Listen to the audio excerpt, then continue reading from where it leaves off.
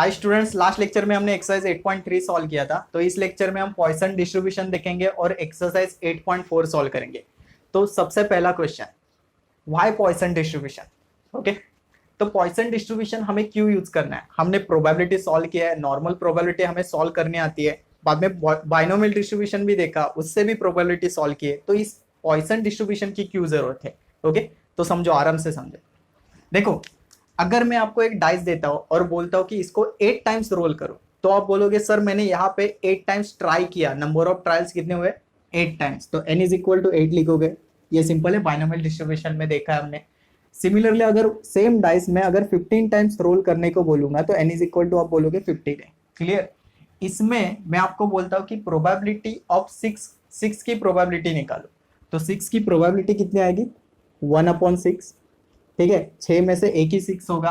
उसके opposite probability of failure कितनी हो जाएगी? 5/6। ये नहीं समझा होगा तो पता है, लास्ट लेक्चर में हमने देखा था कि 1 2 3 4 ऐसे इतने नंबर आते हैं अगर डाइस रोल करोगे तो। इसमें से 6 की प्रोबेबिलिटी 1/6 और इन सब की प्रोबेबिलिटी हो जाएगी 5/6। ये P, ये Q। ये याद आया? ठीक है, अब मैं आपको क्वेश्चन पूछता हूँ, अगर 15 टाइम्स डाइस रोल कर रहे हो तो उसमें से 5 टाइम्स मुझे 6 चाहिए, तो इसकी प्रोबेबिलिटी निकालो, x इक्वल टू 5 की प्रोबेबिलिटी निकालो। तो आप सिंपली फॉर्मूला यूज करोगे फटाफट, ये formula NCx p raise to x q raise to n minus x। ये किस में करोगे? बाइनोमियल डिस्ट्रीब्यूशन में। क्लियर? इससे आपका आंसर आराम से निकल जाएगा। बट प्रॉब्लम कहाँ पे होता है? अगर मैं आपको क्वेश्चन बोलता हूं कि सेम डाइस आपको 1000 टाइम्स रोल करना है, तो यहाँ पे n इज इक्वल टू 1000 लिखोगे। क्लियर? ओके, और p तो आपका 1/6 बन जाएगा, q भी q तो 5/6 बन जाएगा, और यहाँ पे फॉर्मूला यूज करोगे। ठीक है, ये सब रब कर देता हूँ मैंने। अब आपको क्वेश्चन क्या बोला है? 1000 टाइम्स डाइस रोल करना है। क्लियर? फॉर्मूले में पुट करो, n के जगह क्या हो जाएगा? 1000, c x के जगह 5, p के जगह 1/6, ओके, x के जगह फिर से 5 और q के जगह कितना आएगा? 5/6 और n माइनस एक्स। 1000 में से 5 गया तो 995। ठीक है, अब आपको समझ में आ रहा है कि इसमें क्या प्रॉब्लम हो रहा है। ओके, इसमें क्या प्रॉब्लम हो रहा है? इसमें कैलकुलेशन बहुत डिफिकल्ट हो जाएगा। ठीक है, देखो ना, इसकी 995 ये पावर निकालनी होगी, इसको सॉल्व करना है, ये ठीक है, ये हो जाएगा। ओके, तो इसमें कैलकुलेशन बहुत डिफिकल्ट हो रहा है, और ये डिफिकल्टी निकालने के लिए ही हम पॉइसन डिस्ट्रीब्यूशन का यूज करते हैं। पॉइसन डिस्ट्रीब्यूशन ये डिफिकल्टी रिमूव करने के लिए। अब पॉइसन डिस्ट्रीब्यूशन क्या करता है ओवरऑल बताओ तो? पॉइसन डिस्ट्रीब्यूशन क्या करेगा? आप जो 1000 टाइम्स टाइस रोल कर रहे हो ना, इसमें 6 का एवरेज निकालेगा, मतलब 6 आने की वो एवरेज निकालता है। उस एवरेज को हम m बोलते हैं, m। ओके, m मतलब मीन होता है, मीन का मतलब एवरेज होता है, मीन एक्सपेक्टेड वैल्यू ये देखा है, और पॉइसन डिस्ट्रीब्यूशन में वेरिएंस भी यही होता है, m। क्लियर? ये m निकालते हैं, और एक छोटा सा फॉर्मूला वो बाद में मैं बताऊंगा, उस फॉर्मूले से आप ये क्वेश्चन आराम से सॉल्व कर सकते हो, वेयर x इक्वल टू 5। ये क्वेश्चन आराम से सॉल्व कर सकते हो, इजी कैलकुलेशन से हो जाएगा। ठीक है, तो आपको ये करने की जरूरत नहीं है। क्लियर? ओके, अब स्टूडेंट समझते हैं कि पॉइसन डिस्ट्रीब्यूशन क्या है। Okay, it is discrete probability distribution. सबसे पहली बात, ये डिस्क्रीट प्रोबेबिलिटी डिस्ट्रीब्यूशन है। डिस्क्रीट और कंटिन्यूअस डिफरेंस पता है? डिस्क्रीट मतलब इंटीजर्स आते हैं कंप्लीट नंबर 1 2 3 या फिर 0 -1 -2 -3, और कंटिन्यूअस में क्या होता है? 1.5 1.52 ऐसे नंबर। ये तो पहले लेक्चर में हमने देखा है, डिस्क्रीट और कंटिन्यूअस। उसमें से ये डिस्क्रीट प्रोबेबिलिटी डिस्ट्रीब्यूशन है। इसका फॉर्मूला ऐसे आता है, probability of x equal to x, ये कैपिटल X होगा, x equal to x e raise to minus m m raise to x x factorial. अब m क्या है? m मीन्स मीन, ये क्या होगा? मीन। ओके, x क्या होगा? जो आपको क्वेश्चन में पूछा जाएगा। e की value e raise to minus m, ये आपको क्वेश्चन में गिवन होगा, इसकी वैल्यू ऑलरेडी प्रोवाइड की होगी आपको। ठीक है, तो इसके बारे में कुछ टेंशन लेने की जरूरत नहीं। बाद में नोटेशन, इसको कैसे नोट करते हैं? तो x p m, ये साइन, बाद में p m। अब ये p इंडिकेट करता है Poisson distribution, where m is a mean, variance और एक्सपेक्टेड वैल्यू। अगर समझो यहाँ पे बाइनोमियल डिस्ट्रीब्यूशन होता तो यहाँ पे b लिखते, p के जगह b, और ये n comma p। Clear? This is number of trials and p is a probability of success. Clear? समझ में आ रहा है? नेक्स्ट, यहाँ पे बोल रहे कि for Poisson distribution mean is equal to ex, ये तो पता है हमें, is equal to variance b।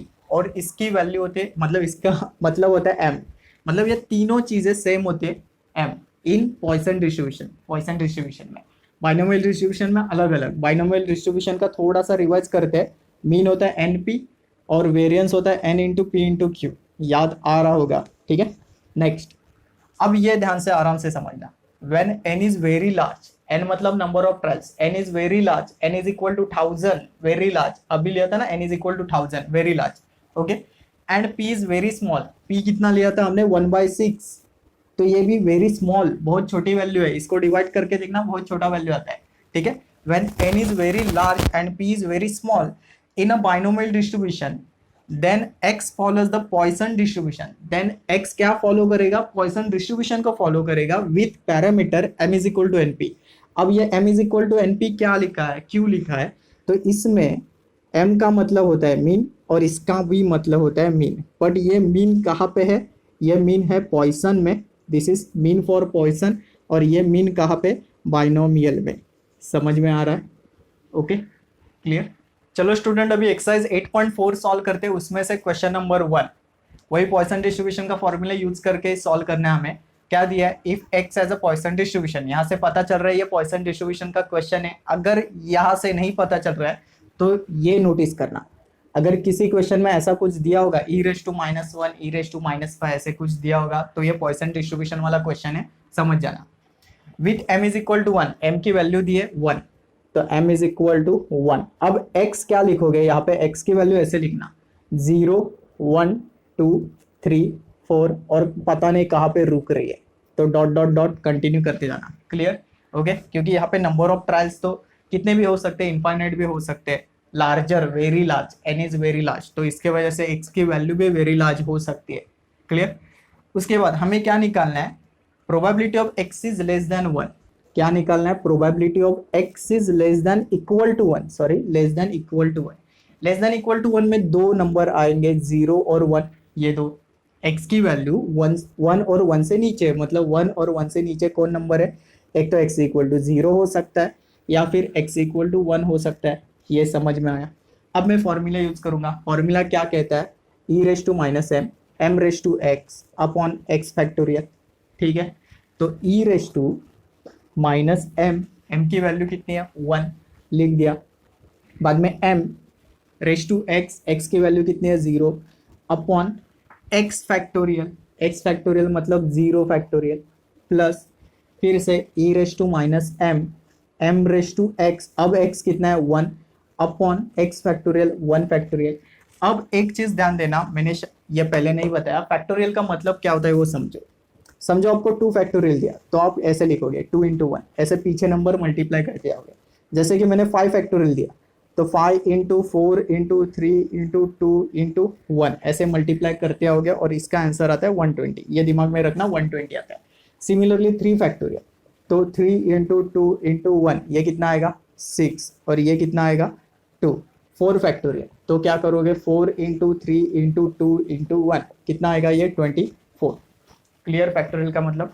अब बोलोगे सर अगर 0 फैक्टोरियल होगा तो उसका आंसर 0 आना चाहिए ना, नहीं आता है, फैक्टोरियल में आंसर 0 नहीं आता है 1 आता है, क्लियर, कभी भी याद रखना।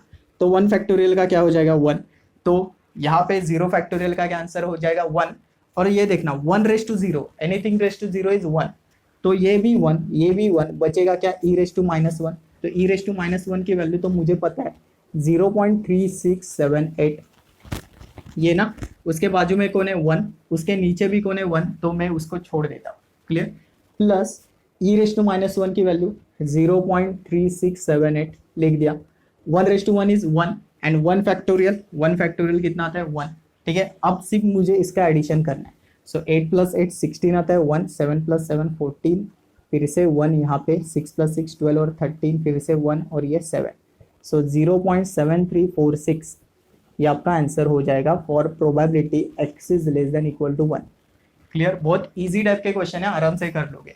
देखो स्टूडेंट, क्वेश्चन नंबर 2 क्या लिखा है, if x follows Poisson distribution, p का मतलब पॉइसन डिस्ट्रीब्यूशन, और ये 1/2 है, 1.2 नहीं है, टेक्स्ट बुक में 1.2 लिखा है, 1/2। अब ये 1/2 क्या हो जाएगा आपका m, तो यहाँ पे पहले इंडिकेट कर देते हैं m की वैल्यू कितनी है 1/2, तो 1/2 को आप 0.5 भी लिख सकते हो, क्लियर। उसके बाद मैं x लिखूंगा और x तो पता है 0 1 2 3 4 पता नहीं कहाँ पे रुकता है, dot dot dot. Clear. Next find p of x equal to 3, probability of x equal to 3 निकालना है। x इक्वल टू 3 फॉर्मूला क्या है, फॉर्मूला ये है e raise to minus m m raise to x upon x factorial. ठीक है, फटाफट value put करते हैं। m के जगह क्या आएगा 0.5, तो लिख देता हूँ 0.5, फिर से इस m के जगह 0.5, x के जगह क्या आएगा, x इज व्हाट 3, तो x के जगह 3 आएगा और इस x के जगह भी 3 आएगा। क्लियर। अब इसकी वैल्यू पता है, दिया है उन्होंने 0.6065, सो 0.6065 ये लिख दिया। अब ये 0.5 का क्यूब कितना आता है, 5 का क्यूब 125 आता है ना, तो ये 0.125 बन जाएगा। 3 फैक्टोरियल, 3 फैक्टोरियल मतलब 3 इंटू 2 इंटू 1, ये 6 आता है। तो यहाँ पे x इक्वल टू 3 की वैल्यू ये 0.6065 इंटू ये 0.125 डिवाइडेड बाई 6, और इसको सॉल्व करोगे तो आपका आंसर 0.01263 आएगा। ठीक है, तो ये भी इजी क्वेश्चन था, सिर्फ ये कैलकुलेशन आराम से करना, मैंने ये डायरेक्ट आंसर लिख दिया। ओके स्टूडेंट, क्वेश्चन नंबर 3 देखते हैं। If x has a Poisson distribution with parameter m, अब देखो m की वैल्यू यहाँ पे प्रोवाइड नहीं की है, उसके बारे में बोला है कि m के बारे में, मतलब m अगर निकालना होगा तो उसके लिए ये रिलेशन दिया है, p of x equal to 2 is equal to p of x equal to 3, मतलब x इज इक्वल टू 2 और x इक्वल टू 3 की जो प्रोबेबिलिटी होगी वो सेम है। Then find x is greater than 2। अब ये निकालने के लिए आपको पहले m तो पता होना चाहिए, तो आप बोलोगे सर इतना क्यों टेंशन ले रहे हो, यहाँ पे m ऑलरेडी दिया है ना, यहाँ से पता चल रहा है m इज इक्वल टू 3 होगा। हाँ पता चल रहा है, पर ये उन्होंने ऐसे नहीं दिया ना, खाली फुकट नहीं दिया, इसको मार्क्स तो होंगे, तो इससे हमें m निकालना होगा पहले। पता है मुझे, आपको m पता है already, m is equal to 3 लिख सकते हो डायरेक्टली, बट ऐसे मत करना, मार्क्स जाएंगे। तो इससे पहले m निकालो, उसके बाद इसको सॉल्व करो। क्लियर। तो कैसे स्टार्ट करेंगे, पहले लिखेंगे ये गिवन है, दिया है मुझे, ये सॉल्व करना है मुझे, यहाँ से मुझे m की वैल्यू निकालनी है। तो x इक्वल टू 2, इसको सॉल्व करने के लिए फॉर्मूला क्या होगा, e raise to minus m, m तो नहीं पता है, m raise to x, x के जगह क्या आएगा 2 अपॉन x फैक्टोरियल मतलब 2 फैक्टोरियल, ये समझा। फिर से सेम यहाँ पे e raise to minus m, m raise to x, x के जगह अभी 3 आएगा और नीचे 3 फैक्टोरियल। ठीक है, पहली बात तो ये कैंसिल हो रहा है, क्यों कैंसिल होगा, यहाँ पे मल्टीप्लाई है, सीधा जाके डिवाइड करेगा, कट हो जाएगा। ओके, उसके बाद ये m स्क्वायर लिख देता हूँ, 2 फैक्टोरियल का आंसर 2 आता है, और ये m क्यूब लिख देता हूँ, और 3 फैक्टोरियल का आंसर 6 आता है, 3 इंटू 2 इंटू 1 कर देगा, 6 आएगा। क्लियर। उसके बाद m स्क्वायर का आंसर, और इसमें से m स्क्वायर गया तो बचेगा क्या, m1। ठीक है, और ये 2 1 जा 2 3 जा, तो ये 3 है, उस तरफ जाएगा, सीधा यहाँ पे जाएगा, तो 3 इज इक्वल टू यहाँ पे क्या बचेगा m, तो m की वैल्यू मुझे 3 मिल गई। ओके, देखो यहाँ पे तो m पता चल गया था, हमें 3 आने वाला है। क्लियर, डायरेक्ट मत लिखना, बस इतना करना। उसके बाद हमें निकालना है probability of x is greater than equal to 2। पहले x की पॉसिबल वैल्यू निकालते हैं। x यहाँ पे क्या हो सकता है, x की वैल्यू इतनी होगी ना, 0 1 2 3 4 5 6 ऐसे कंटिन्यू करते जाएंगे और पता नहीं कहाँ पे वो रुकेगा। क्लियर। नेक्स्ट ये निकालना है, ध्यान से सोचना, probability of x is greater than equal to 2 निकालना है। अब ग्रेटर देन इक्वल टू 2 मतलब 2 को पकड़ के ये सब number greater than equal to ना, 1 2 3 4 5 और पता नहीं ऐसे कितने नंबर होंगे, तो इतना सॉल्व करना है, यहाँ तक इनफाइनाइट तक सॉल्व करना पॉसिबल है, नहीं पॉसिबल है। तो मैं क्या करता हूँ, इसको बॉक्स कर देता हूँ, मुझे पता है कि ये मुझसे सॉल्व नहीं होगा या फिर बहुत कैलकुलेशन होगा। ठीक है, तो मैं क्या करता हूँ, इसके अपोजिट वाले सॉल्व कर देता हूँ। लास्ट लेक्चर में भी हमने सेम किया था। ऐसा क्यों करते हैं, क्योंकि इस सब का एडिशन कितना आता है 1, इस सब की प्रोबेबिलिटी का एडिशन कितना आता है 1, तो मुझे इतना पार्ट चाहिए, तो मैं क्या करता हूँ, इन दोनों को उठाता हूँ और इसमें से सबट्रैक्ट कर देता हूँ। तो मुझे सॉल्व करना है 1 minus probability of x equal to 0 plus probability of x equal to 1। शायद ये समझ में आया होगा आराम से, ये लास्ट लेक्चर में भी हमने किया था। अगर ये सीधा सॉल्व करना, मतलब उन्होंने जैसे पूछा है उस वे से सॉल्व करना डिफिकल्ट होगा, बहुत लंबा खींचेगा, तो उसके अपोजिट में सॉल्व करो। अपोजिट कैसे सॉल्व करोगे, 1 में से अपोजिट वाले सब्ट्रैक्ट करो। क्लियर, समझ में आया। क्यों 1 में से, क्योंकि इस सब के प्रोबेबिलिटी का एडिशन फाइनली कितना होता है 1 होता है, ये दिमाग में रखना। ठीक है, आगे सॉल्व करते हैं। 1 माइनस एक्स इक्वल टू 0 को सॉल्व करने के लिए e raise to minus m, m तो पता है ना अभी 3, e raise to minus m, m raise to x, x तो 0 है, नीचे एक्स फैक्टोरियल 0 फैक्टोरियल, फिर से e raise to minus m, m raise to x और एक्स फैक्टोरियल मतलब 1 फैक्टोरियल। क्लियर। अब ये 1 minus e raise to minus 3 की वैल्यू है 0.0497, 3 raise to 0 is 1 and 0 factorial is also 1, तो छोड़ देता हूँ उसको। यहाँ पे सेम आएगा 0.0497 ये वैल्यू। अब 3 रेस टू 1 इज 3 और 1 फैक्टोरियल के आंसर, इसका भी आंसर 1 आता है, तो छोड़ देता हूँ। इसमें से मैं ये कॉमन निकाल सकता हूँ, हाँ निकाल सकते हो, कॉमन निकालो। कौन सा? 0.0497 को मैंने कॉमन निकाला।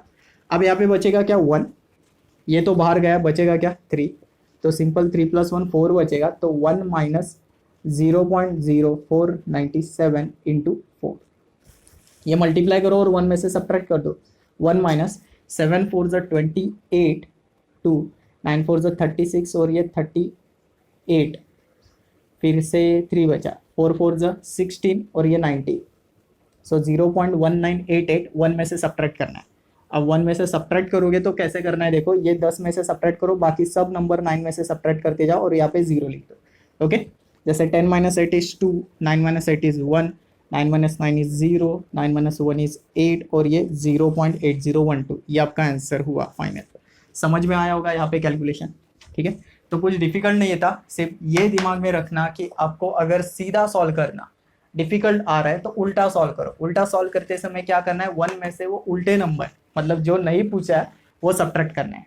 क्लियर, ये दिमाग में रखना बस। चलो स्टूडेंट, अभी क्वेश्चन नंबर 4 सॉल्व करते हैं। क्या दिया है? The number of complaint which a bank manager receive per day follows Poisson distribution with parameter m is equal to 4। तो यहाँ से m पता चला, m is equal to 4। Find the probability distribution that the manager receive only 2 complaints on a given day. मतलब पहले आपको 2 के लिए सॉल्व करना है, at most 2 complaints on a given day, बाद में एटमोस्ट 2 के लिए सॉल्व करना है। तो एटमोस्ट 2 पता है आपको, बाद में देखते हैं कैसे सॉल्व करना है। पहले तो m तो मुझे पता चला, m इज इक्वल टू 4 पता चला। x की वैल्यू तो ऐसे लिखना है, पता है आपको 0 1 2 3 और पता नहीं कहाँ पे रुकेगा, एंड होगा, ठीक है। उसके बाद only 2 complaints on a given day, सिर्फ 2 कंप्लेंट। तो आप बोलोगे x इक्वल टू 2 लिखो सर, ठीक है लिख दिया। इससे सॉल्व करो, e raise to minus m, e raise to minus m कितना है? 4, 4 लिख दिया। बाद में m raise to x, x कितना है? 2 और नीचे x फैक्टोरियल मतलब 2 का फैक्टोरियल, इसकी वैल्यू देखो 0.0183, सो 0.0183 लिख दी। 4 का स्क्वायर कितना आता है? 16 डिवाइडेड बाई 2 फैक्टोरियल कितना आएगा? 2। अब ये 2 से डिवाइड करोगे तो 8 बन जाएगा, 8 से मल्टीप्लाई करो, 8 3 ज़ा 24, 2 आ जाएगा, 8 8 ज़ा 64, 66, 6 बचेगा, 8 1 ज़ा 8 और 6 14 ना, तो ये 0.1464 ये आपका आंसर बन गया, ठीक है। देखो क्वेश्चन 2 सॉल्व करते हैं। At most 2 complaints on given day. At most 2 का मतलब क्या होता है? याद आ रहा होगा, एटमोस्ट 2 मतलब 2 और 2 से नीचे नंबर, 2 और 2 से कम वाले नंबर। एटलीस्ट 2 होता तो 2 और 2 से ऊपर, एटमोस्ट 2 है तो 2 और 2 से नीचे, 2 के ऊपर लाइन खींच दो और उसके नीचे वाले नंबर। अब इस 2 के नीचे नंबर, 2 के नीचे नंबर 2 1 और 0, ये 3 नंबर आएंगे। तो इसको सॉल्व करने के लिए मुझे x इक्वल टू 0 को सॉल्व करना पड़ेगा, बाद में x इक्वल टू 1 को सॉल्व करना पड़ेगा और x इक्वल टू 2 को भी सॉल्व करना पड़ेगा, ठीक है। तो x इक्वल टू 0 को सॉल्व करोगे, फॉर्मूला यूज करो, e raise to minus m, m4 m raise to x और नीचे x factorial. Similarly e raise to minus m, m raise to x क्या 1 है और नीचे 1 factorial plus e raise to minus 4 m raise to 2 upon 2 factorial, ठीक है।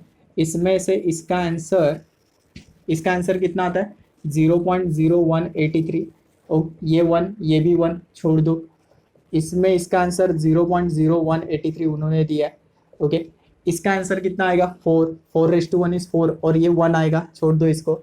इसका answer कितना आता है? 0.0183 और 4 का स्क्वायर कितना आएगा? 16 और नीचे कितना है? 2। ये समझ में आया? 2 फैक्टोरियल इज 2, क्लियर। और इसको सॉल्व करोगे तो 8 बन जाएगा। आप बोलोगे सर इसका आंसर डायरेक्ट लिखो ना, पहले निकाला था, वैसे सॉल्व करोगे चलेगा, बट मैं यहाँ पे इजी कैलकुलेशन करना चाहता हूँ। इजी कैलकुलेशन कैसे, ये कॉमन निकालो, कॉमन निकालोगे तो 0.0183 में कॉमन निकालोगे, यहाँ पे क्या बचेगा 1, यहाँ पे क्या बचेगा 4 और यहाँ पे क्या बचेगा 8। सिंपल, ये समझा, ये गया 1 बच गया, ये गया 4 बच गया और ये गया तो 8 बच गया। इसका एडिशन देखो 12 + 1 13 आता है, तो 0.0183 इंटू ये 13 से मल्टीप्लाई करोगे, 13 3 ज़ा 39, 3 बचा, 13 8 ज़ा 104 में 3 ऐड तो 7 107 ना, अब 10 बचा, 13 1 ज़ा 13 और ये 10 23, सो 0.2379 ये आपका आंसर हो जाएगा। किसका, probability of x is less than equal to 2, इसका answer at most 2 complaints on a given day. Clear, बहुत इजी है क्वेश्चन, आराम से कर लोगे और एग्जाम में भी अगर ये क्वेश्चन आते हैं तो इजीली सॉल्व हो जाएगा, एक ही फॉर्मूला यूज करना है बस। ओके चलो स्टूडेंट, अभी क्वेश्चन नंबर 5 देखते हैं। A car firm has a 2 cars which are hired out day by day. The number of cars hired on a day follows Poisson distribution with mean 1.5. Mean का मतलब क्या होता है m, तो m तो पता चल गया मुझे, m इज इक्वल टू 1.5, ये लिख दिया। Find the probability that no car is use on a given day and some demand is refuse on a given day. आराम से सॉल्व करते हैं इसको, x इक्वल टू पहले लिखते हैं 0 1 2 3 और पता नहीं कहाँ पे ये रुक रहा है। ठीक है, नेक्स्ट क्या सॉल्व करना है, no car is use. No car is use के लिए पहला ही क्वेश्चन है x इक्वल टू 0, ये लोगे no car is use, x equal to 0 क्योंकि एक भी कार यूज नहीं हुई। क्लियर, उसके बाद e raise to minus m के जगह 1.5, बाद में m raise to x 1.5 raise to x के जगह 0 और नीचे x फैक्टोरियल 0 फैक्टोरियल। इसका आंसर देखो 0.2231 दिया और 1.5 रेस टू 0 ये 1 आएगा, बाद में 0 फैक्टोरियल का आंसर भी 1, तो फाइनली 0.2231 बचेगा। क्लियर, ये आपका आंसर x इक्वल टू 0 के लिए हुआ, नो कार इज यूज। अब देखो सेकंड, इसको आराम से समझना। Some demand is refuse on a day, मतलब कुछ जो डिमांड आया, मतलब डिमांड का मतलब पता है ना कि हाँ ऑर्डर आई कार के लिए पर उसको रिफ्यूज कर दिया। अब रिफ्यूज कब करेंगे, जब दोनों के दोनों कार हायर है। क्लियर, मतलब 2 के ऊपर देखो 0 ऑर्डर आएगी, कुछ नहीं कर सकते, 1 ऑर्डर आया, ठीक है कार को भेज दिया मैंने, दूसरी ऑर्डर है दूसरी कार को भी भेज दिया, अगर तीसरी ऑर्डर आएगी मैं रिफ्यूज करूंगा, 4th ऑर्डर आएगी रिफ्यूज करूंगा, ओके 5th ऑर्डर आएगी रिफ्यूज करूंगा। क्लियर, मतलब ये 3 से आगे वाले सब नंबर इसमें आएंगे, किसमें, क्वेश्चन नंबर 2 में। Clear, some demand is refuse, समझ में आ रहा है। ठीक है, तो मुझे ये चाहिए। अब मुझे बताओ ये सॉल्व करना पॉसिबल है, नहीं हो सकता है। क्यों नहीं हो सकता है, बहुत बड़ा कैलकुलेशन हो जाएगा। तो मैं क्या करूंगा, इन्होंने क्या पूछा है, रेफ्यूज। रेफ्यूज कब होगा, जब आपका डिमांड एक्सिस 2 से ऊपर होगा, एक्स इज ग्रेटर देन 2, 2 तक ठीक है, पर 2 से ऊपर हो जाएगा मैं रेफ्यूज कर दूंगा। क्लियर, अब 2 से ऊपर मतलब 3 4 5, ये सॉल्व करना पॉसिबल नहीं है। तो इस वे में मैं क्या करूंगा, अपोजिट सॉल्व करूंगा, और अपोजिट जब सॉल्व करता हूँ तो 1 में से वो सब नंबर में सब्ट्रैक्ट कर देता हूँ, x equal to 0 plus x equal to 1 और x इक्वल टू 2। समझ में आ रहा है। ओके, अब 2 क्यों लिया, क्योंकि देखो x इज ग्रेटर देन 2 है ना, 3 से नंबर स्टार्ट होने वाले हैं, तो बचेंगे कौन से, सॉरी 0 1 2 ये नंबर। ठीक, समझ में आ रहा है सच में। ठीक है, नेक्स्ट 1 माइनस, ये यहाँ पे लिखता हूँ 1 माइनस x इक्वल टू 0 का फॉर्मूला क्या आएगा, e raise to minus 1.5 1.5 raise to 0 upon 0 factorial plus x equal to 1 e raise to minus 1.5 raise to 1 upon 1 factorial, बाद में x equal to 2 e raise to minus 1.5 raise to ये x के जगह 2 upon 2 factorial. ठीक है, आराम से एक एक को सॉल्व करते हैं। 1 माइनस, इसकी वैल्यू पता है मुझे, ये निकाला है मैंने 0.2231 लिख दिया।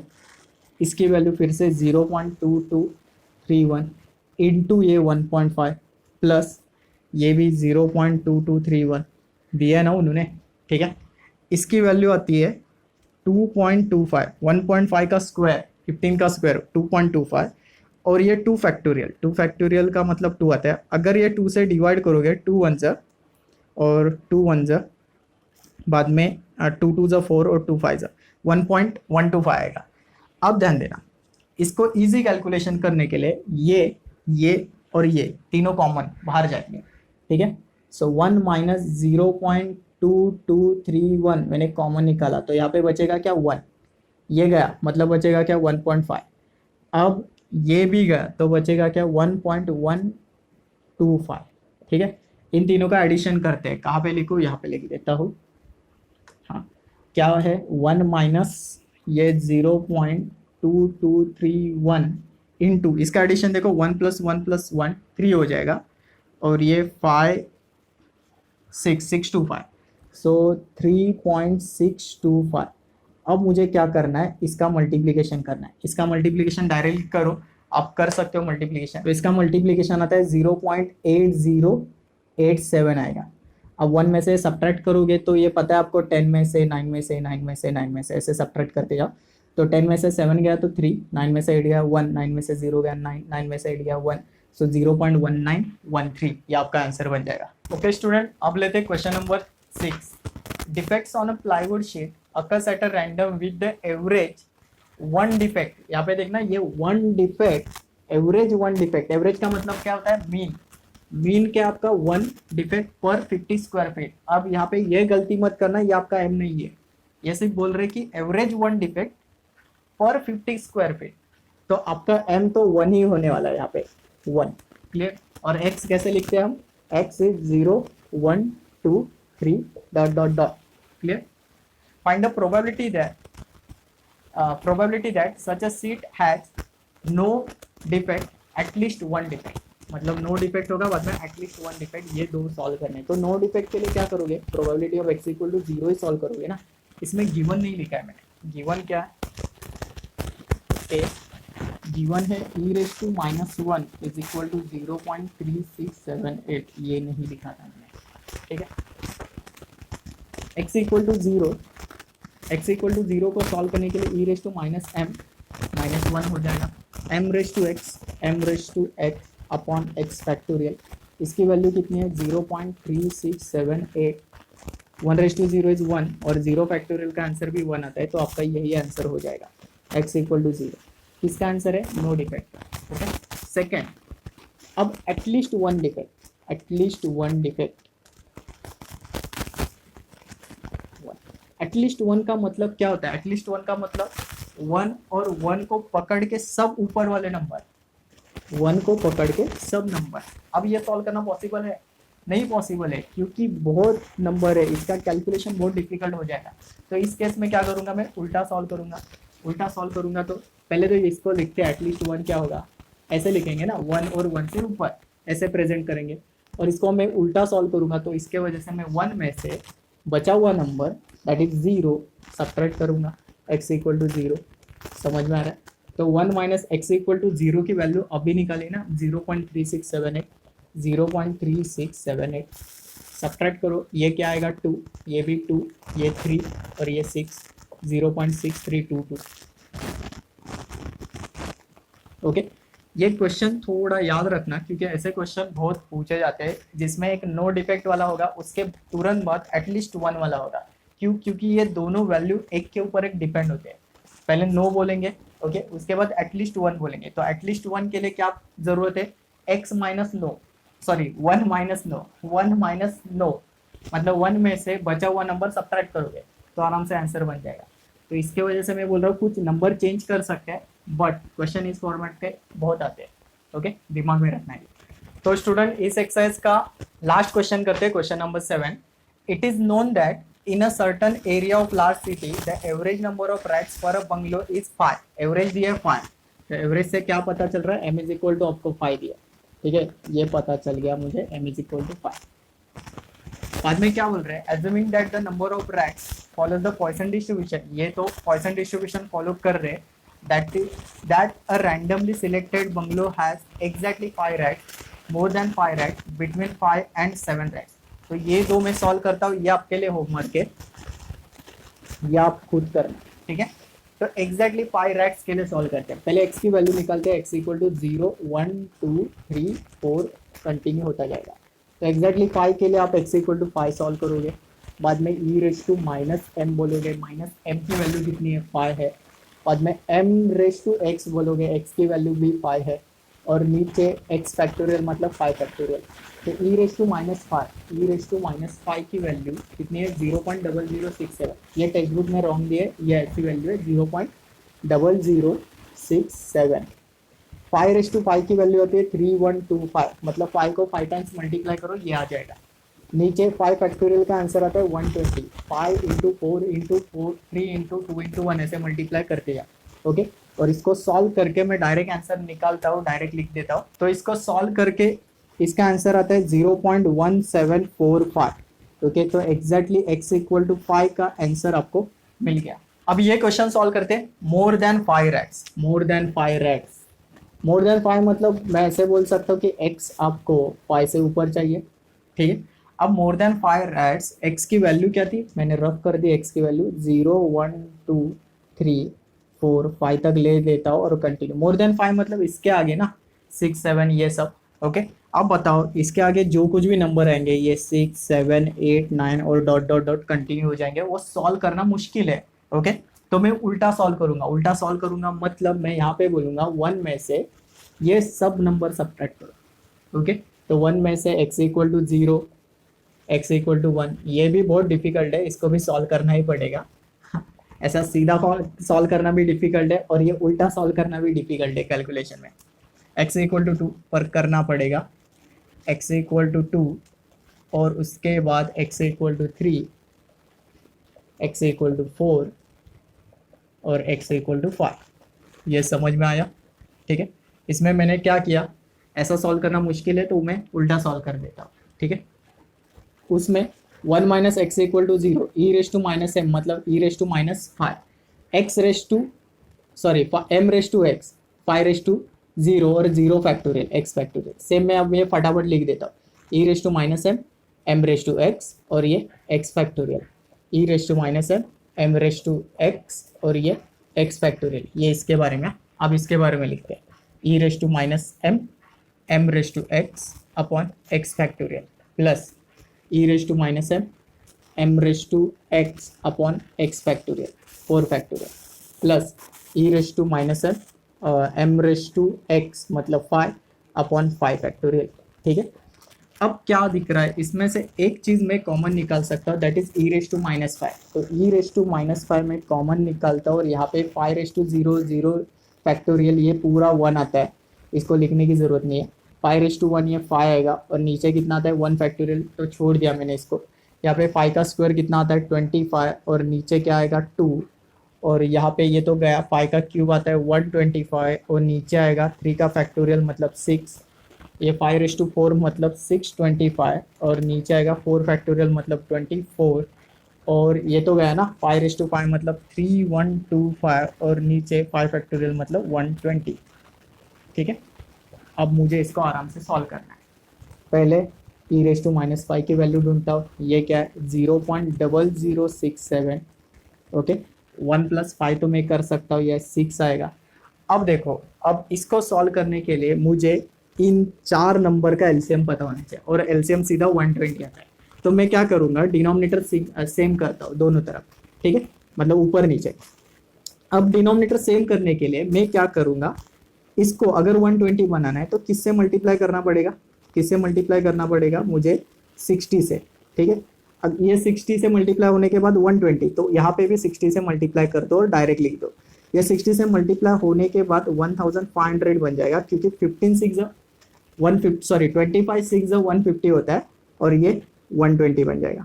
क्लियर। सिमिलरली यहाँ पे कितने से मल्टीप्लाई करोगे 120 के लिए, तो यहाँ पे 20 से और ये 20 से, तो 125 इंटू 2 कितना आएगा 250 ना, तो 2500 नीचे ये 120। इसको देखो, इसको 120 बनाने के लिए 5 से और इसको भी 5 से। अब 625 को 5 से मल्टीप्लाई करोगे तो ये बन जाएगा 3125 और नीचे 120 प्लस ये 3125 और नीचे 120 आ जाएगा, ठीक है।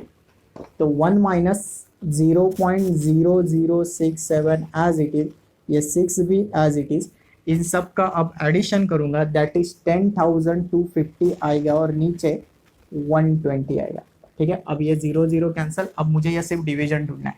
मैं ये डिवीजन डायरेक्ट लिख देता हूँ, 0.0067 प्लस इसका डिवीजन, ओके, इसका डिवीजन आता है 85.417, ओके।